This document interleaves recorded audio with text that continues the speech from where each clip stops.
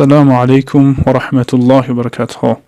در اینجا قیام رمضان انشالله کمی صحبت میکنیم که چقدر اجر پاداش دارد یا نه و آیا مثلا شبهای رمضان از دیگر شبها فرقی دارد که پیامبر گرامی صلی الله علیه و آله در دیگر حدیث گفته است که هر کسی که در ماه رمضان و شهر رمضان وقتی که می‌دارد اون حج کند، حج عمره حتی باشد، اون مانندی حج فرضی رو برابر میشه و هر کاری خیر چند برابر دیگر ثوابش زیاد میشد.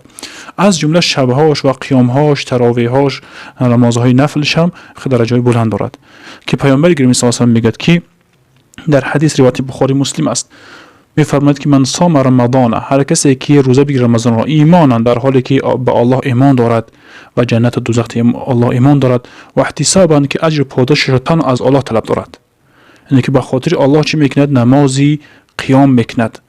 غفر له ما تقدم من ذنبه، بخشیده میشد برای همو ما تقدم من ذنبه، اون چی گذشته است از. و من قام رمضان ایمانا و احتسابا، هر کسی قیام کند رمضان را ایمان دارد، در حالی که ایمان دارد، احتسابا که تنها اجرش از الله طلب میکند، غفر له ما تقدم من ذنبه، بخشیده میشه برای اون چی گذشته است از گناهانش.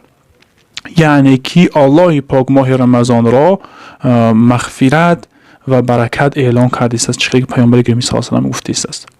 در جا سوال دادگی هست که چه خیلی قیام میکنن مردم در شبهای رمضان، یعنی که چه خیلی نماز میخونن؟ در جوابش میگه که میخونن مردم با همراه، یعنی که میخوند امام، مثلا چه خیلی مردم باید قیام کند؟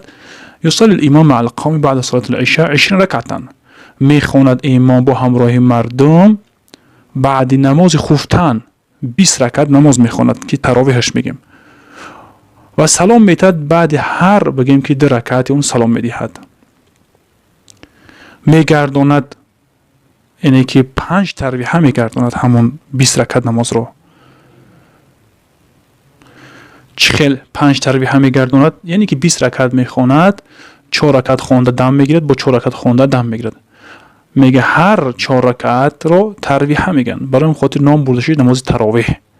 پس میگرداند امام بعدی هر تراویحش مقدار همون چی تراویحتن قوم، مثلا که راحت میدهد مردم را، کمی مثلا بعد 4 رکعت میخونن با مقدار 4 رکعت دم میگیرن، همین را چی میگن؟ 5 تراویح. به خود تراویحش گفتن که بعد 4 رکعت نماز استراحتی دارد. در حقیقت تراویح 20 رکعت هست. این نزد مذهبی ما نیست، بلکه نزد دیگر مذهب ها هم هستند. الان نظر کنید وقتی که 5 تراویح گفتیم الان، یعنی که تراویحات گفته جمع تراویح را میگن، همون نامی 4 رکعتی که میخونن همون چی میشود؟ مثلا که 20 رکعت میشود، همراه 5 تراویحش میگن. همین سنت است، بر اصح همین سنت 20 رکعت خواندن هست. چون که حضرت علی رضی الله عنه امر کرد مردی رو که بخواند به مردم 5 تراویحات همون 20 رکعت رو.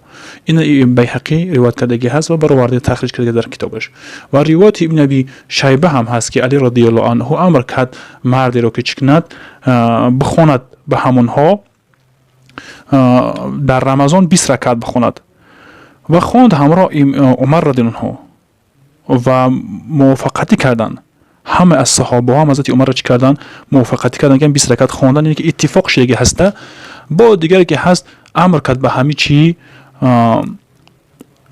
بخونن. گفت حضرت امر کردن، صحابه خودشون امر کردگی هستن، حضرت عمر هم امر کردگی هستن، یگام تا اونها چی کردن؟ اونها انکار کردگی نیست حضرت عمر رضی الله عنه را.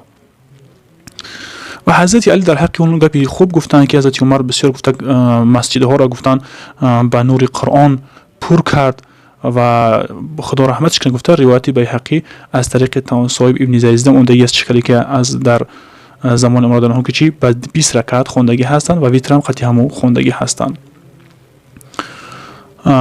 ما از کجا میفهمیم که حضرت عمر اون کار کرده بوده است و اون ما میتونیم که بگیم که دلیل شده میتوند؟ ما از کجا میفهمیم؟